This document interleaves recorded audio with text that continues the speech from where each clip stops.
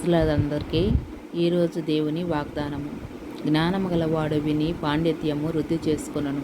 వివేకము గలవాడు ఆలకించి నీతి సూత్రములను సంపాదించుకొనును. సామెతల గ్రంథము 1వ అధ్యాయము 5వ వచనము. అవునండి, జ్ఞానముతో దేవుణ్ణి వెతికిన ఎడల పాండిత్యాన్ని సంపాదించుకుంటాము, వృద్ధి చేసుకుంటాము. ఆయన వివేకమును మనము పొందుకుంటాము.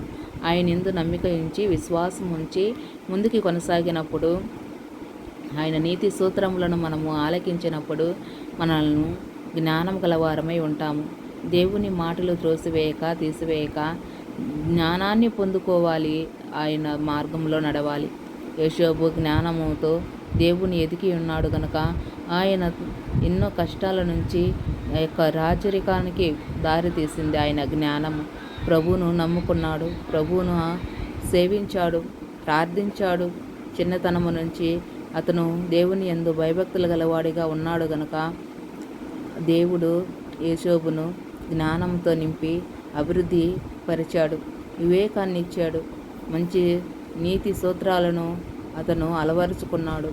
కాబట్టి మనం కూడా దేవుని యొక్క సన్నిధిలో ఆయన సూత్రాలను, నీతి సూత్రాలను ఆలకించి అంగీకరించి ప్రార్థించినప్పుడు మనకు జ్ఞానాన్ని, వివేకాన్ని ఇచ్చే దేవుడై ఉన్నాడు. మనల్ని ప్రేమించే దేవుడు ఆయన, రక్షించే దేవుడు ఆయన. జ్ఞానం పొందుకోండి అని చెప్తున్నాడు కనుక మనము ఆయన జ్ఞానాన్ని పొందుకుందాము, ఆయన ప్రేమను పొందుకుందాము, ఆయన నీతి సూత్రాలను అనుసరిద్దాము. ఆయన జీవితంలో మనము అలవరుచుకొని ఆయన వైపు చూస్తూ నడుద్దాము. మన కష్టాలు, బాధల్లో, మన ఇబ్బందులు, ఇరుకుల్లో కూడా దేవుణ్ణి ప్రార్థిద్దాము, ఆరాధిద్దాము, స్తుతిద్దాము. ఇక జ్ఞానము గురించి సొలొమోను ఎంతో జ్ఞానముతో, ఆయన అనుభవంతో కూడి రాసిన మాటలను మనము విందాము. మనము ఆయన పట్ల ప్రేమ కలిగి, విశ్వాసం కలిగి, నమ్మకం ఉంచినప్పుడు ఆయన మనకు జ్ఞానాన్ని ఇచ్చే దేవుడి ఉన్నాడు, పాండిత్యాన్ని వృద్ధి చేసే దేవుడి ఉన్నాడు.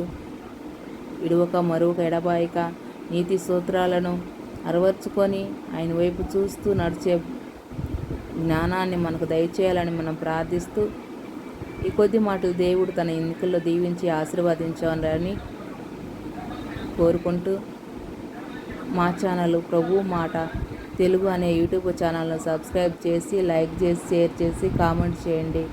God bless you. ప్రభు మిమ్మల్ని దీవించి ఆశీర్వదించునుగాక. దినమెల్లా మిమ్మల్ని కాపాడునుగాక. మీ పని బాటలను దీవించునుగాక. మీకు మంచి ఆరోగ్యమును దయచేయునుగాక. ఆమేన్.